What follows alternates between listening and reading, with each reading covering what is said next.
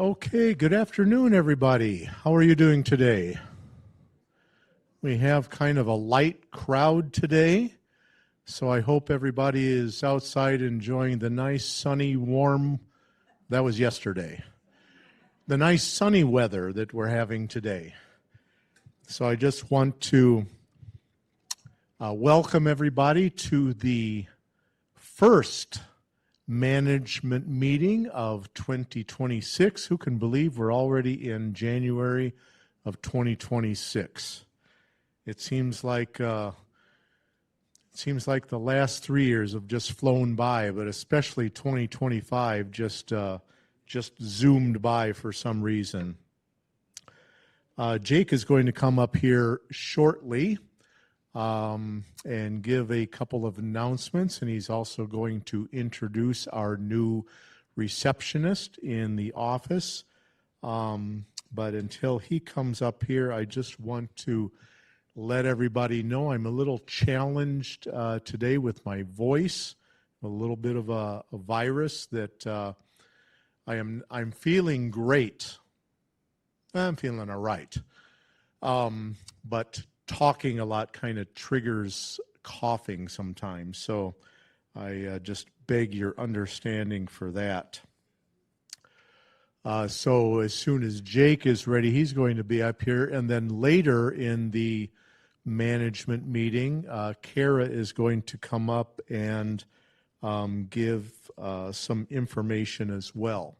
So until Jake is here, let me start off with some updates. I have a lot of updates and a lot of information to share today, and I am willing to take questions along the way, or maybe when I stop and ask for them. We do have another handheld microphone over here, so I don't know if Rich or one of the other board members would be willing to get the microphone around to members that want to ask questions when we have time to do that. Update on the North Plaza waterproofing project. That's been going on for about 16, 17 years now. And we're still drawing to a close on that. Actually, we are almost done with that. The stairs have been completed, just not yet installed. The metal flashing that goes around the base of the wall out there on the North Plaza has been manufactured. It just hasn't been installed yet. There were some members who saw me outside a couple of days ago walking around with the engineer for the project as well as the contractor lead, the waterproofing contractor, because it was last week or the week before when we had some heavy or steady rains during the very early morning hours. And when I got in here, I went down to the garage, as I often have done during this waterproofing project, and I saw a little bit of leakage down there. It wasn't significant. It was in a place that had leaked before, and so they came out to do a leak test, and we have a pretty good idea what it is, and we're hoping that it will just be a simple fix. So that's the update on the waterproofing project that will be finished hopefully very soon. The lobby and balcony project continues to go on. There hasn't been any meetings for a handful of weeks now, but I believe at the end of this month, I saw Becky somewhere in here, I think. But end of this month is when they are starting to meet again, and they will be hopefully soon wrapping up the design phase and getting into the construction documents phase. So more information to come on that later. The boiler replacement project, I have talked about this several times before, and right now the board, we had 3 bidders. We had extended offers to 5 contractors to bid. 3 mechanical contractors made bids on replacing the boilers. There was a presentation, and the board approved Corporate Mechanical to do this job for us. It took a bit of time because of the holidays to get the contract, the draft contract from Corporate Mechanical. As soon as I got it, I shot it off to our lawyer, or our lawyer firm that works on these sorts of things with us. Michael and I had a meeting with that lawyer 2 or 3 days ago, and she suggested some changes to the contract to better protect the cooperative.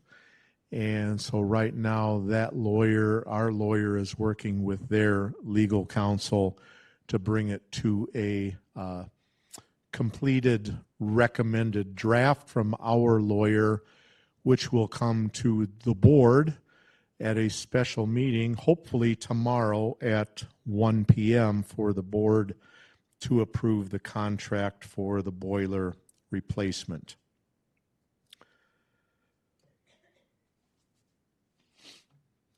Garage cleaning, garage floor cleaning is coming up soon. Who can tell me what the dates are for the garage floor cleaning?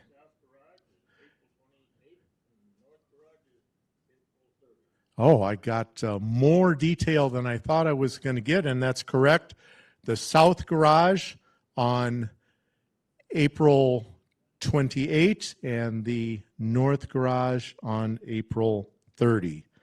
And again, way back several months ago now, the board approved a $100 fine for any member who does not get their car out of the garage. We don't want your money. We just want to be able to do the best job possible cleaning the garage floor. The exterior facade issue that we have been talking about, again, we have a rough order of magnitude agreement that Encompass Engineering is working for us on, and we are expecting that rough order of magnitude, which will give us a better indication of what repairs or replacements might need to be made, as well as a rough estimate of what the cost of that project will be. So I don't have any further indication on that at this time, but by the end of January, we are expecting that report and should be able to share information with you in the weeks after that. Any questions on anything so far? Any of those topics? Okay, I don't see any hands. I'm just waiting for all these seats over here to fill up today. And there are seats up here in front if anybody is coming in late. Keyless entry system or controlled access. And before I get into that, Jake, is Holly ready? And are you and Holly ready? All right, you'll come up after this. LaDamian, our security supervisor, has been working on a keyless keyless access for the building. So right now, if you don't come in the front door, you need to use a key to get in any of the exterior doors or the doors down in the parking garage to get into the building. We are working on the first phase of this project where members would have a fob. It is a little piece of plastic, essentially, that has a microchip inside of it that can be programmed to open doors that have the other side of that system on it. So when you put your fob, how many have used a fob before? Most of you. So you put your fob up to the reader and it opens the door. So we are working on that right now. LaDamian did a presentation, a very nice presentation to the property committee earlier this week, and we are looking for that to be fine-tuned, and that project will start to pass through the different channels towards being approved. And this project does have funding in the reserves. It has for ever since I've been here, and presumably longer than that, to be able to do this project. So just so that you are aware of that. So I'm going to ask Jake to come up and give his information and to introduce our new receptionist.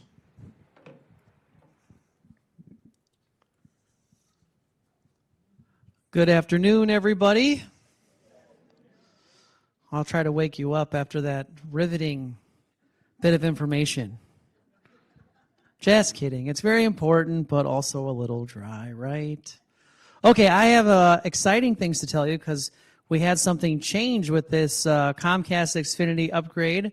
Who has had Comcast come to their unit today? All right, so quite a few of you. It was pretty painless, right?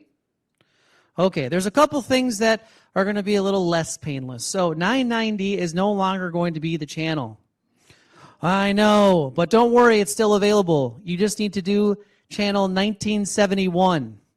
With all of the upgrade stuff, they couldn't keep it on the same channel with the equipment that we had to install downstairs, so it had to be diverted to a 4-digit channel, and that's what was available to us to maintain channel insertion. So we're going to have to do some announcements on that and get everybody familiar with that. I did send out a one call to the whole membership body to let them know of this change, but we'll send more communication out. But yes, unfortunately, we were not able to maintain 990. So we'll have to change a little bit of our internal nomenclature. It's 1971. Was that a good year? I don't know. I wasn't around yet then. I still hadn't been fully formed. So yeah, Party Like 1971. So yes, it has changed. It is available in most of the building right now, but there's certain locations that they haven't gotten the upgraded feed components that are being installed. So some members right now cannot watch. We are going to send out a special email, like I said on the one call, just indicating when we're going to have this meeting rebroadcast so people can tune in faster. So I'm sorry for those people who had to come down and watch down here. We're just working on this upgrade, and there's just a few more impacts than I was anticipating. I feel like I've said that my entire time working here. There's just a few more things I just didn't anticipate. But that's life. So I hope you can be flexible with me. We'll get through it together, and we'll get this done. I only really have two announcements for the office. Before I bring Holly up here, I think you heard me mention the last management meeting that we do not have the memory card for all those pictures we took of our new members and the members who weren't in the directory last time, or folks that wanted to get an updated picture. It has disappeared and possibly got destroyed because I saw a plastic piece in the ground, so I don't know where it is. So we were wondering if people would maybe be willing in February, while we're making both new directories, if you were one of those people that came November, December last year to get your picture, maybe you could come again in February. So we'll send out some communication on that, but I just wanted to be transparent with you. We have seemed to misplaced or possibly destroyed that memory card, but we got some new pictures. I called all of our new members to come back that have closed in that time, and we got their pictures up on the new member board. But I'm just disappointed because there were some of you didn't get your picture last time for the resident director, and you came this time. So I want to try to get those pictures because it's actually been a really handy tool to have. So if you're willing to come down and try it again, we're willing to do it again. So I'll send more communication on that. Now, finally, and most important, I would like to introduce to you our new receptionist, Holly Thomas.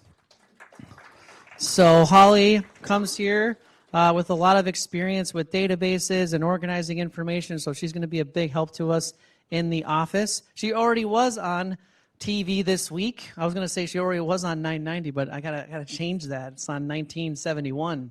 So does anybody have maybe a question for Holly? We'll take 3 questions. Something you may want to know about her. Come on, don't be shy. Oh, well, I'll let her talk. Here we go. Well, hello. I'm happy to be here. I come from Brooklyn Park. and I have a dog named Janet. She's a 5-year-old pit bull. My husband's name is Wyatt. We've been married almost a year. I'm still getting used to my last name. We were recently married in June. So that's all I've got for you. There we go. All right, well, I'll let you get back to Mitch. Thank you for your patience. Again, 1971, we're still working through that upgrade. If there are any issues with your upgrade, Tyler, the event organizer, will be on second floor next to the old Stop and Shop, taking questions, working through anything that needs to be worked with. So please see him. If you can't find him, come find me, and I can try to help you too. So we already got almost through day 1. We got 2 more days to go. So we'll get there. Thank you very much. Have a great day.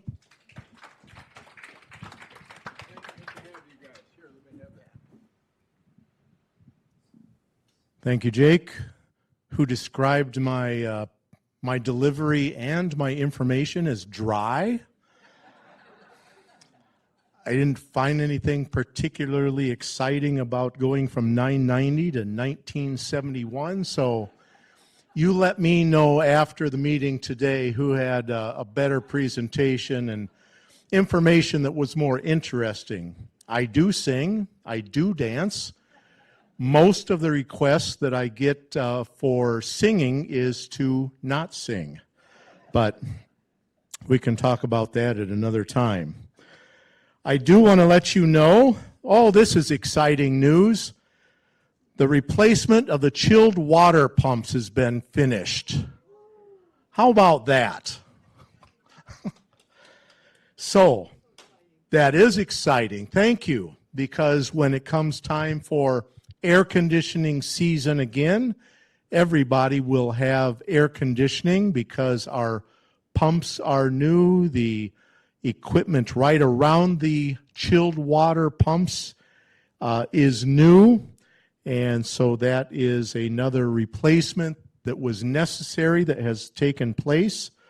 And just excited to have more assurance of air conditioning once it actually starts the season for that.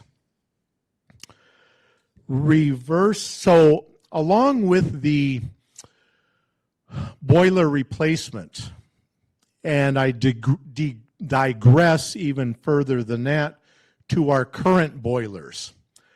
All of you, or most all of you, know Michael Ordorf. He's our Director of Property, and he is the one that is responsible for the property overall, and specifically during heating season, he has to give a lot of attention to our boilers so that everybody has heat. Now that's exciting, everybody having heat. It takes a lot of work. Michael needs to be down in the boiler room most every day for about 2 to 3 hours, helping to maintain and keep our boilers functioning properly. One of the things that he needs to do to keep our boilers functioning properly is to make sure that the water that circulates through the boilers, now how exciting is that? Water circulating through boilers. It has to, let's just say, be clean enough so that the water doesn't destroy the inside of the boilers. It can't be hard water. It can't be water that has too high of a level of conductivity. And I'm not going to try and explain that, but every day I hear from Michael about conductivity. The water in our boilers has too high of a level of conductivity. The way to offset that is to feed chemicals into that water. And don't worry, that is not the domestic water. That is not water that comes in to your units as drinking water or for the shower, the sinks, or whatever. It's just water that circulates through the heating and cooling system of the building. So when the conductivity of the water is too high, or the water is too hard, it eats away at the inside of the boilers. So what do you think that might mean when we're getting new boilers coming in May or so?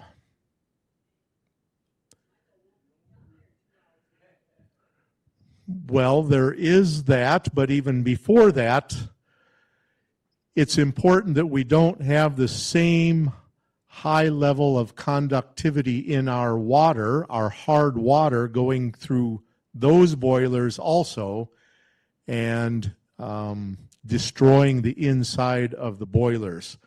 So, has anybody heard of a reverse osmosis system? So that is a way to offset the hardness of the water or the high mineral level in the water, and looking at the cooperative getting a reverse osmosis system for at least the water that the boilers use is something that we will be looking at in the coming weeks and months. We have absolutely no idea what that might entail as far as cost or how it would happen, but I'm just introducing it here, and there will be more information on that to come. We definitely want to protect the new boilers that we get. The contract for those boilers is $1,617,000, and we want to make sure that we're taking care of those boilers not only on the outside but on the inside. And yes, Linda, we don't want Michael to be down in the boiler room 2 to 3 hours every day trying to keep the chemicals balanced in the water so that the water doesn't eat away at the inside of the boilers.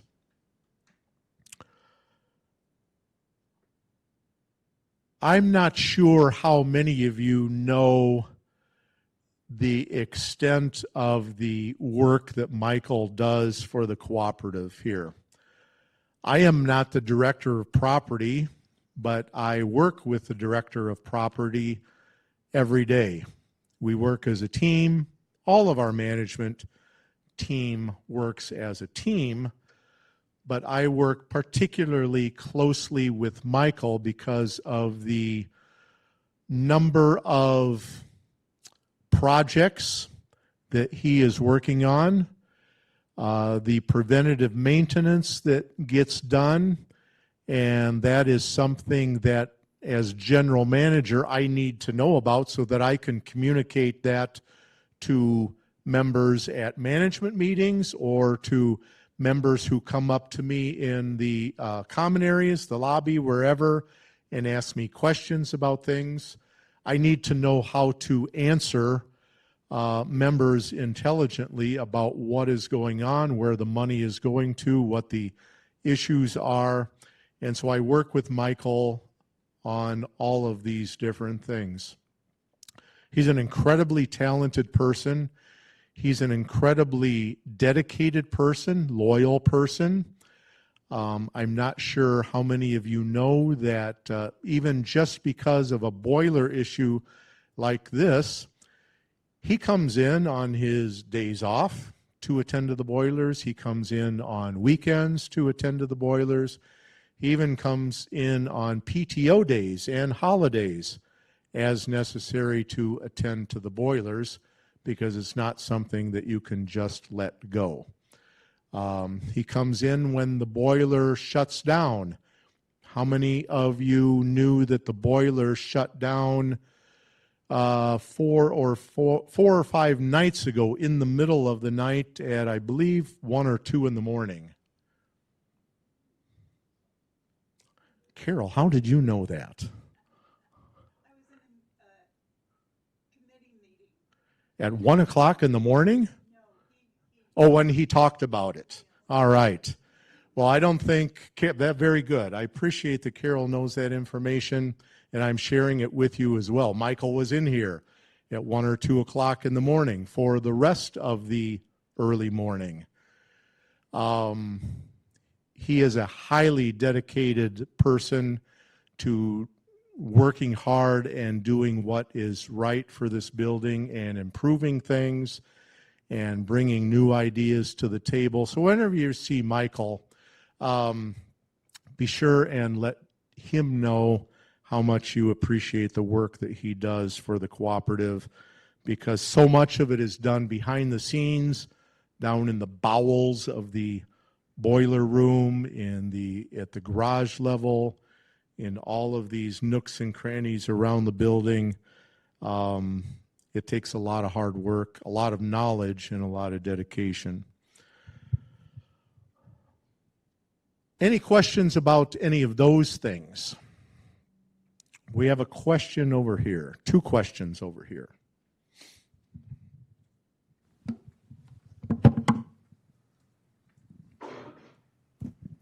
Going back to the fob, I noticed that they're changing doors down in the garage. Are the doors going to be changed on all of the doors except the front door? What about the garage, well, there's plenty of them in the garage. There's plenty other doors like garbage room doors and that kind of thing. That is a great question. The question was about the observation that doors were being replaced at the garage level. That doesn't have anything to do with the getting the new fobs or entry system, but the reason that those doors are being changed is because of a fire inspection that we have, our annual fire inspection, and those are all fire doors, and fire doors have to open and close and latch properly. Those original doors no longer did that, and there was no way to do repairs on those doors, so those had to be replaced. And what kind of an expense is that to the co-op? I believe it was, I know it was in the 50,000s. It was either 52,000 or 58,000, and that was something that was put into the reserve study last year in anticipation of that. So that is being paid for from reserves. 52,000. 7 doors. Oh, 7 doors. And $52,000. It is extremely labor intensive. Okay. And the materials are also very expensive.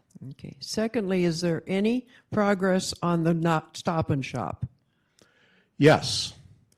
The Stop and Shop has been mostly demoed out this past week, and the board will be making decisions on how that will be used. But all of the materials, the old freezer, refrigerators, the shelving, some of the drywall has been removed, and so that is being prepared for use that the board will determine. Any other questions? I think there, yes. It's wonderful that Michael is looking over us all the time, day or night. I'm just wondering, how is he alerted, like at 2 o'clock in the morning, to come in and take care of things? The building has an automation system through the computer, which is connected to his telephone. So when alarms go off or the boiler shuts down, it contacts his telephone and it wakes him up in the middle of the night. All of us that are property managers or in his position basically always have our cell phones attached to our hands. For me, basically the only time I do not have my cell phone with me is when I am in the shower. And I think that would be possible also because I think my iPhone is waterproof or water resistant. I just have decided not to try that out. Okay, let me move on. How many of you here are first floor members? And you have had annual inspections done earlier this week? That is correct? Correct. And as I announced before, we will just be doing one floor each month, instead of what we have practiced in past years of doing one floor after another, and building up hundreds, 300 or more work orders that come all at one time. And it became overwhelming for our maintenance team to attend to all of those work orders. And they had a very big backlog. So we are doing unit inspections, one floor each month. Who in here is on the second floor? Your annual inspection day will be on Tuesday, February 3. And again, there will be more information that comes out about this, announcing this, reminders. But again, the teams start at each end of the building. They start at the 01 stack and they start at the 49 stack. And they work their way towards the middle. So there is no specific appointment for the annual inspections. You do not need to be home for the annual inspection. However, if you are not home, our maintenance team will go in anyway and do the annual inspection and leave a notice. But we do encourage you to be home for the annual inspections. We would like you to see, observe, be able to ask questions of what's going on with part of the asset that you own here at the cooperative. So all of you, again, as members, are co-owners of the entire property. And so each of you is a co-owner of the unit that you live in. And we want you to know about it when it is being taken care of.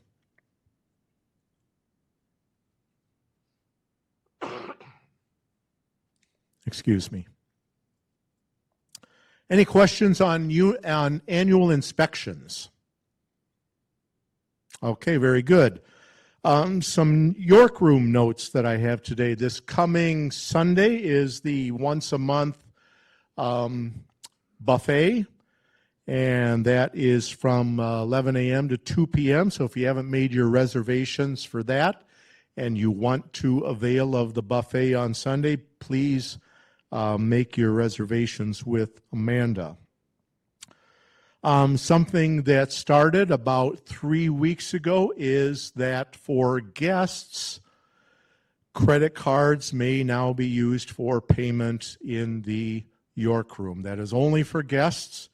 That is not for members. For members, we have a system already of billing you on your monthly invoice. But if you have friends, family, any guests that come in, and they want to pay for their own meals, or they want to foot the bill for the entire table, they can use their credit cards to do that, as well as still being able to use check or cash. But we are definitely discouraging cash. Yes, a question back here. Coming.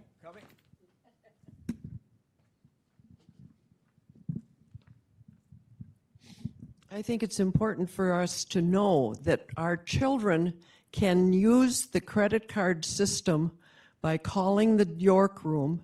They can get us gift cards without coming in or sending the money. They can use their credit card. Please let all of your children, friends, family, neighbors know that they can call in to Amanda at the York Room and presumably give their credit card number and order or gift not credit cards. I don't want to gift you a credit card. Gift you gift cards for you to use in the York Room. Thank you for mentioning that. Okay, and then the next one that I want to mention about the York Room, and it's an exciting new initiative. It was just discussed, it's been discussed prior a bit, but was more formally discussed at our quarterly business review meeting that we have quarterly for the York Room. And that is, there will be lunch available in the York Room, Monday to Friday from 11 a.m. to 1 p.m. It's not a sit down and order and be waited on type of lunch. It is being labeled. I'm not sure if this is actual the title of it, but it is labeled as fast casual lunch. So starting on Monday, February 2, 11 a.m. to 1 p.m., Monday to Friday, lunch will be available for dine-in, where you go in and you order at the counter. So think of a place like Panera or Noodles and Company, a restaurant like that, where you order at the counter, they give you a number, you go sit down at a table, put your number on the table, and a server will bring your order out to you. Now, you're not going to be having the same kind of service that you would get at breakfast or dinner, but they will certainly keep your water glass filled for a drink. But they're not coming to your table to take the order and doing that type of service. But lunch is available starting Monday, February 2 through the week, Monday through Friday. Any questions about that? I'm excited to see how that takes off. Okay, some other new information or some reminders. At the last management meeting, I informed members that Jake's responsibility with technology is not for members' personal technology, but it is for the technology of the cooperative, the systems, and so forth. So if members have problems with cell phones, your cable TV, your computers, your TVs, whatever it might be, Jake is not able to assist like that, and so please don't request him to do that. Any questions about that? Certainly with cable, you can call Comcast. Any other questions about technology? Okay, great. I also want to both remind and encourage members about having your personal contact information registered with the office. Your email address, your cell phone number, perhaps your landline number. We on the management team make a very exerted effort to communicate everything to members. And we try to do that as little as possible with paper. Now, every once in a while, you'll notice you still get some paper notifications. And usually I'm the one to decide on that, and because I want to make sure that everybody gets information that's absolutely important that maybe they wouldn't get if they don't have a email address or a telephone or a cell phone.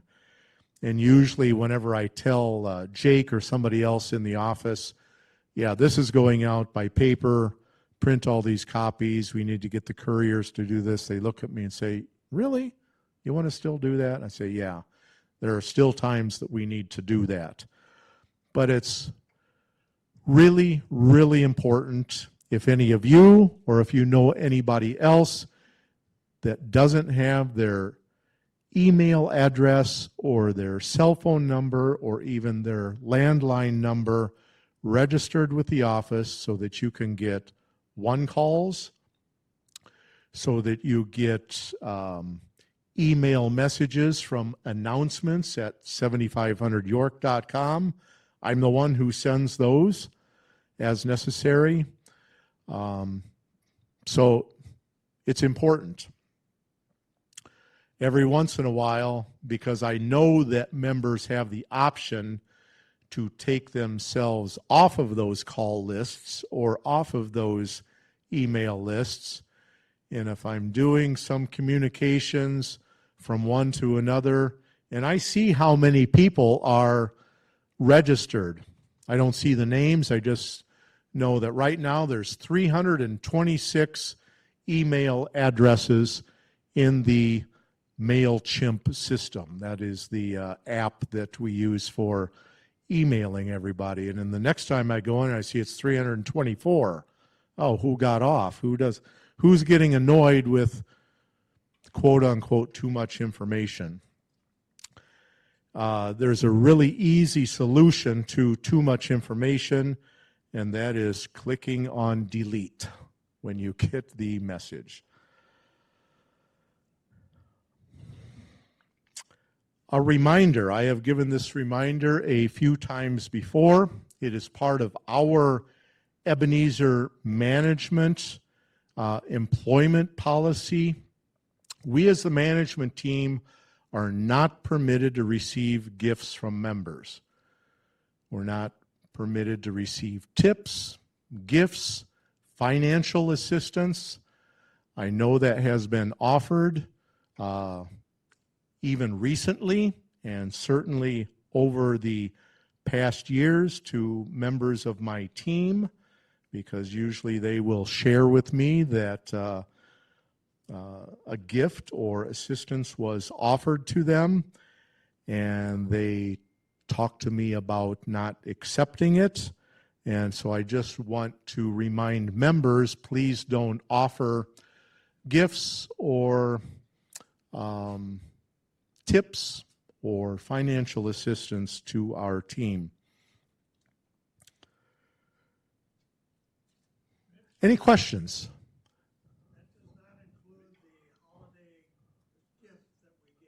That does not include the holiday gift that everybody so generously contributes to. And again, we appreciate that. That's the only time that it's allowed, and that's for any of our properties that are, any of our HOA properties that are managed by Ebenezer. The on-site management team are allowed to accept a holiday gift, not, and again, even then, not directly from members, but through an effort of the board of directors.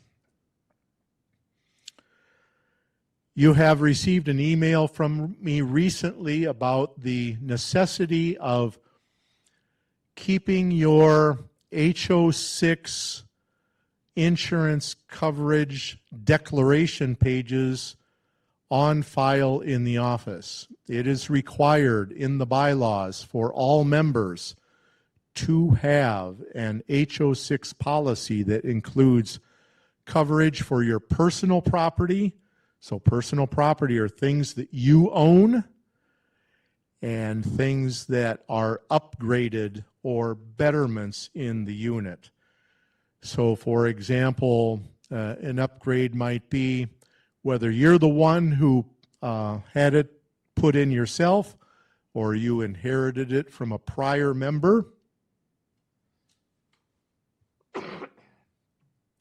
A $4,000 refrigerator, and yes, they do make those refrigerators that expensive. If there was to be a fire and it burned up that refrigerator and you wanted it replaced with the same thing, you would be responsible for about $3,000 worth of that $4,000 refrigerator. The cooperative's insurance only covers what the cooperative owns and what is standard in the unit, not anything that is upgraded or is a betterment.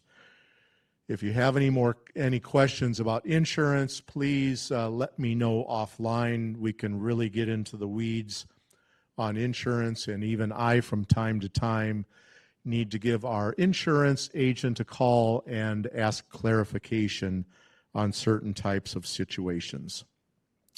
But if you don't have your declaration page for your current HO6 policy in the office, please make sure that it gets there. It's something that needs to be updated annually because your insurance is renewed annually. Snow removal parking. Well, this is a sore spot for some anyway, and I understand the frustration. But I hope that members can understand frustration that we might have on the management team as well. Whenever we get a heavy snowfall or a series of snowfalls and our snow removal contractor or our own team members that do snow removal can't keep up, occasionally we need to ask members to move their cars to another place in the same parking lot or to the other parking lot so that we can better clean the snow away. Two things came out of that when I sent out notice about that, and that there may be fines if members don't move their cars. Again, it's not that we want your money. We don't want your money. We don't want a penny of your money. We just want to be able to do the best job that we can to remove the snow from the parking lots and keep it safe for members.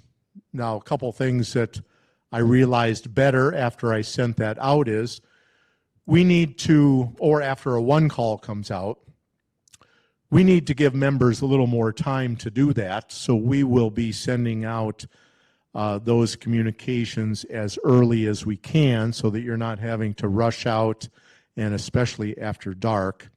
And we also need to do a better job of being detailed where to move your cars, what place in the parking lot or to the other parking lot, and so forth. So just expect that when those types of communications come out in the future, we will be working to do a better job for you on that. Yes, question here.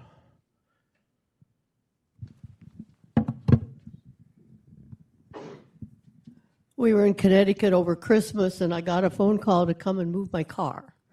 Obviously, I couldn't move it. Nobody here has a key, so would I be fined for that because I was out of town? We are going to be attentive to special circumstances. Again, we don't want to fine anybody. We don't want the money from the fines. We just want to do the best job we can. And we understand that from time to time there are special circumstances where somebody might be away.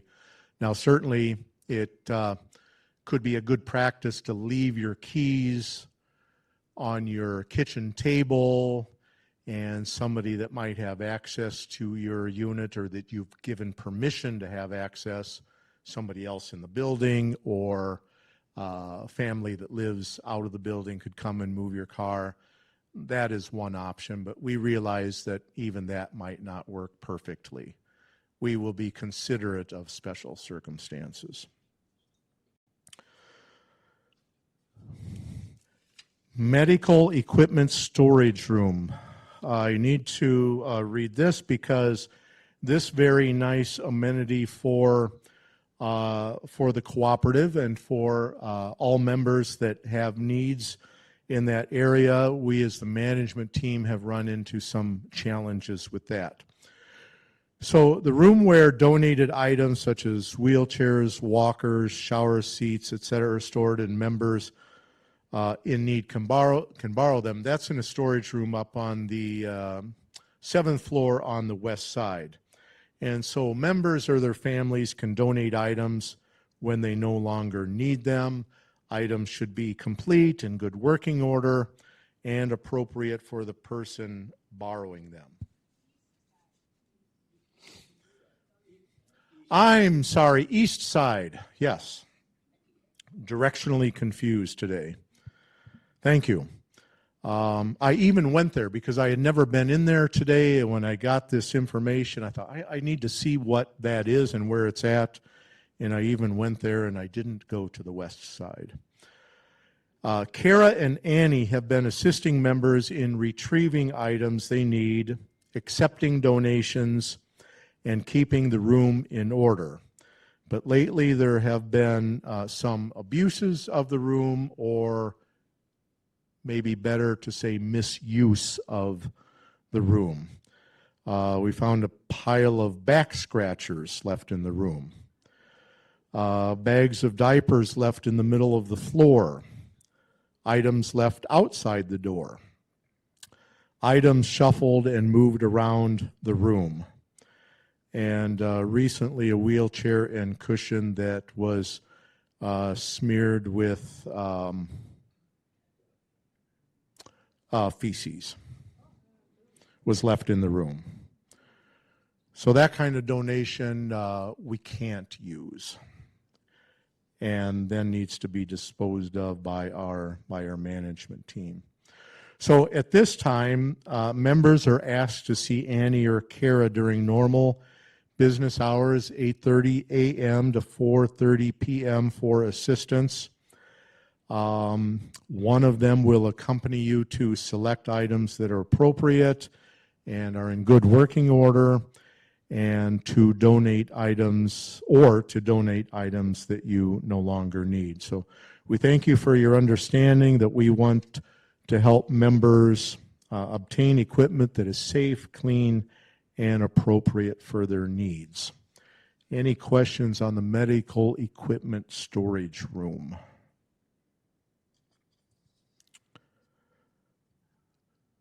Okay, just a couple more things here. My voice is managing to hold up here. One thing that I am working on, together with the board and our legal counsel, is an update of the occupancy agreement. Who knows what the occupancy agreement is? Oh boy, I would hope I would see a lot more hands than that, because all of you have one. Every one of you signed one as your agreement with the cooperative when you moved in here. So prior to becoming a member, you would have signed a purchase agreement to purchase the share. At that time, you had a disclosure done with you, disclosing information about the building, and also documents provided to you that you could go through, read, understand, have the opportunity to ask questions about. One of those documents that would have been given to you ahead of time would be the occupancy agreement. And then when you closed on the purchase of your share, you would have signed the occupancy agreement on that date. And that should be in your possession. You should be able to access that, to reference that. An occupancy agreement basically serves the same type of purpose as a lease agreement if you lived in a rental property. Well, this is not a rental property. This is a cooperative, of course, and all of you members are co-owners. But when you become co-owners, you own your unit, right? No, you don't own your unit. You are actually leasing back from the cooperative your unit. So you have the pertinent right to live in your unit, but you are actually leasing back from the cooperative the unit that you live in that is co-owned by all of your co-members. Microphone, please, Rich.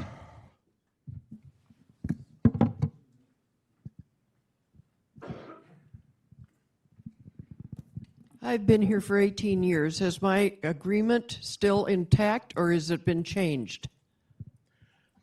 That is an excellent question. You lived here for 18 years? And what year was that? 26 minus 18?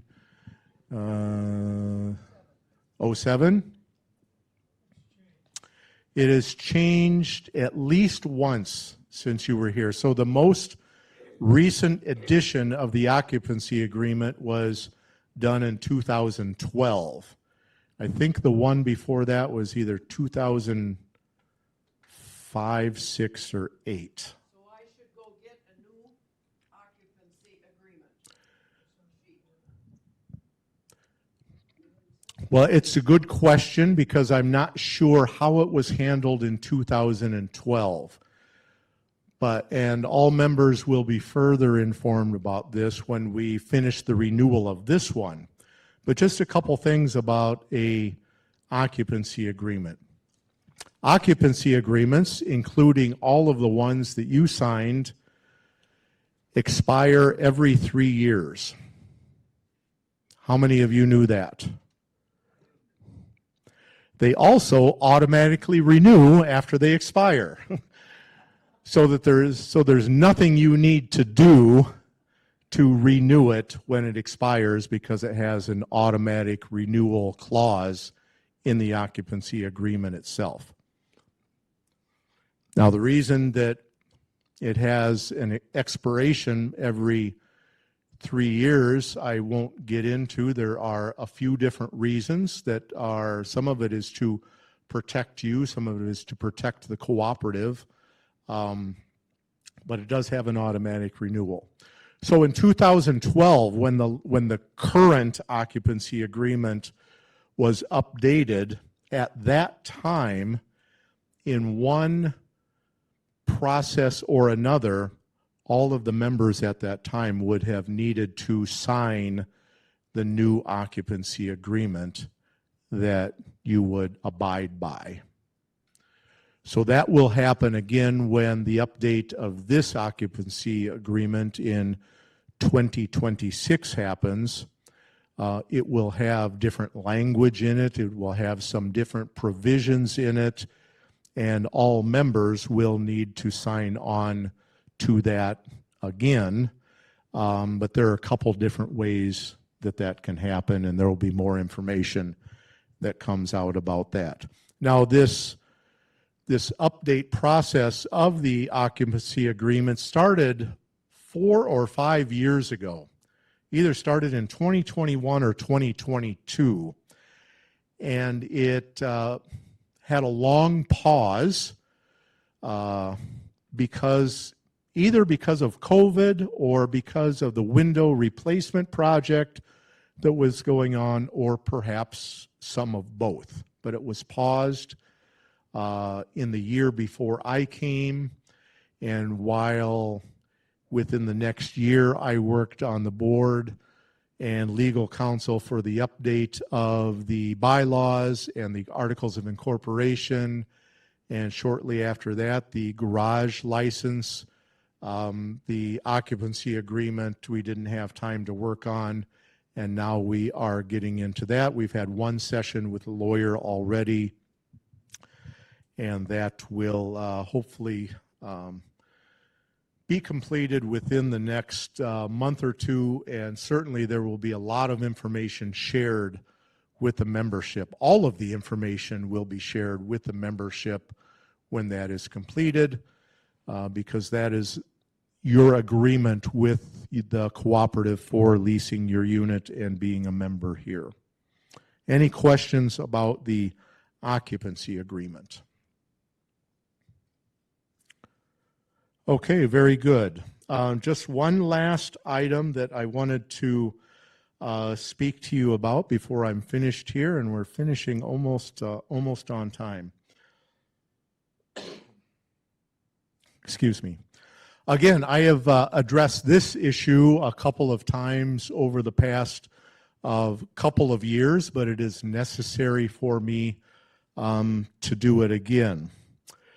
There are still occasions when members share misinformation with each other, participate in gossip, participate in negative talks about the staff, including the general manager and others on the leadership staff. It is it's frustrating, I would say discouraging. My concern is not so much for me personally, because I don't get my feelings hurt about things that are said about me, although things that are said are potentially personally or professionally damaging. So I am concerned about that. But my biggest concern is when these types of talks, discussions, gossip, if you will, happens between members. Because I fear that some members take it as gospel when things are shared with them by another member that is false or damaging or simply untrue, misinformation.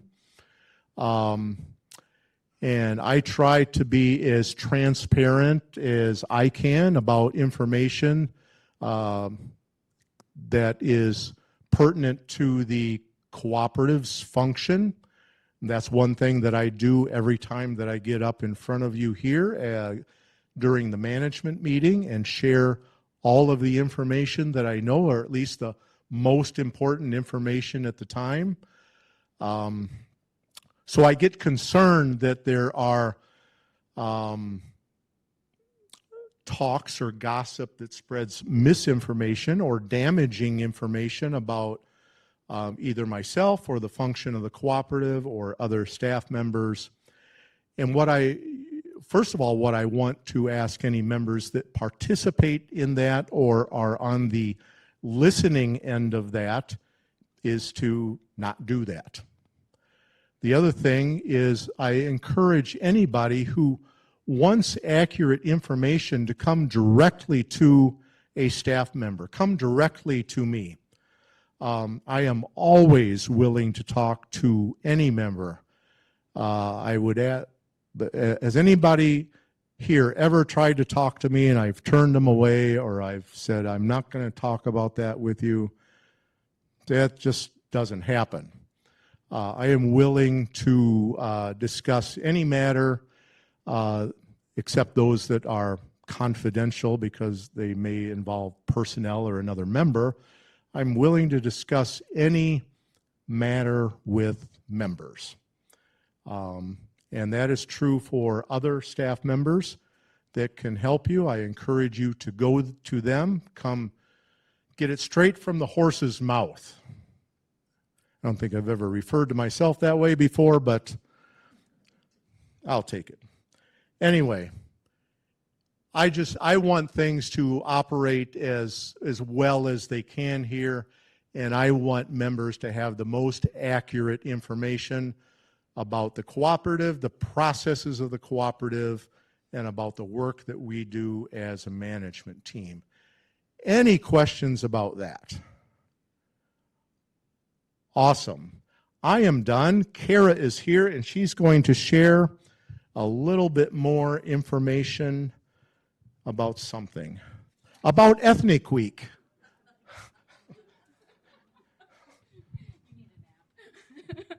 Thank you, Mitch. I wanted to get you all excited about 95 hours from now. We're kicking off Ethnic Week. Ethnic Week starts at 2 p.m. on this coming Sunday. The first event is a performance, French and French-Canadian music, so I hope you all join your neighbors and come to the CAC for that event. The rest of the week, you all got your schedules last week in the mailbox. Look at this week. What is going on here? How did this happen? Who doesn't know how Ethnic Week happens? Do you all know how it happens? I mean, how does this thing come together? We start back in, what did we start? In May, asking the RAC committees to think about what country they'd like to celebrate or study with the community. We go back to them every month and say, think about the country, think about what resources are available in the community. Who can we bring in? Who are performers, artists, speakers, texture about the country that you want to choose? All of the committees bring a suggestion to RAC in August. RAC all votes in August and decides what country is going to be celebrated. So as of the RAC meeting in August of this year, the country of Canada was chosen, our neighbors to the north. And then from there, we get 1 or 2 delegates from every RAC committee. There are currently 16 RAC committees. So we bring in delicate delegates. They're not all delicate, they're pretty strong.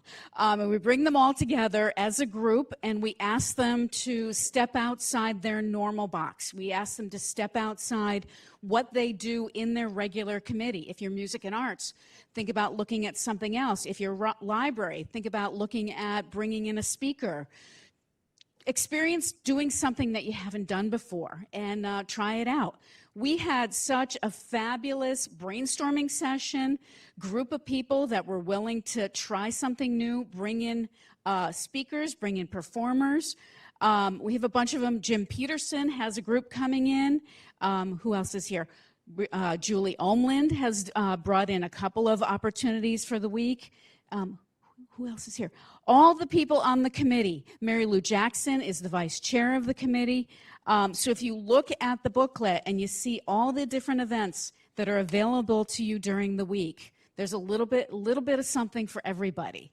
So I encourage you all to come to as many of the events as you can. Bring your neighbors. We ask that we limit this to only members of the community. These are very popular events. We want to include all members. We don't want to exclude any members. So we're asking that it's limited to members only. If you want to have guests see these performances and these speeches, these presentations, if you have 990 in your home, you can always invite a group of friends to your home and see the presentations in your home. And a lot of them will be rebroadcast, so you'll be able to see them again later on. So please don't invite guests to these events. And we have to have a strict policy about walkers because the room gets filled to capacity on many of these events, and we have to comply with Edina Fire Code. We are going to have to insist on checking all walkers for all of these events. So if you have a walker or if you have friends that use walkers, please understand we want to be inclusive, we want to be compliant, we want to be safe. So our ushers, bless their souls, are going to be asking you to check your walker, and we want you to be compliant. We want everybody to be happy and work as a community to make this successful for everybody. And the last little piece, this was attached to your booklet. This is an entry form. Our quilters group, which is an amazing group that does amazing work, led by our leader, Julie Omland, has created a fabulous Canada quilt. It's all based on the theme of the maple leaf. It's a kaleidoscope of colors. It's spectacular. It's going to be on display in our lobby beginning on Friday, so you'll be able to see it hanging outside of the security area. Take this entry form, bring it with you to an event here in the CAC. We'll have a box for you to deposit it in. At the end of the week, there'll be a drawing for that. There's also runners that accompany the quilt that say Canada on them. We'll have a separate drawing for those two runners. So please come and enjoy the events. Work with the ushers, work with your neighbors. Let us know what you like. Give us some good feedback. If you know someone who is on the committee, Connie Blum, that participated and contributed to the week, and we've got speakers here. We've got Rhett, who's going to be speaking. We've got Dave Price. We've got Doug Palmer, who are going to be speaking. Let them know that you love what they did and you appreciate what they did for this community. Does anybody have any questions about Ethnic Week? 95 hours. Are you counting? You got your countdown clock on? I hope you all enjoy it, and thank you for all that you do and participate in. Thank you, Kara. Any last questions before we dismiss? All right, thank you. Have a great afternoon, everybody.